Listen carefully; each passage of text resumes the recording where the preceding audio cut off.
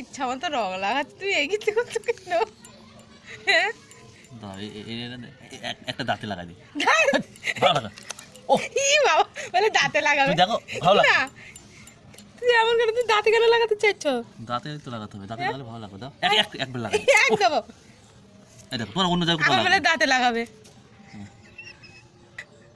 দাঁড়া দাঁড়া, আগে মুখ বন্ধ করো না, মুখ বন্ধ করবো না। দাঁড়া দাঁড়া, মুখ বন্ধ করো না। এইটা থাকতে না, ওইটা এ মুখে আগে চলে যাচ্ছে।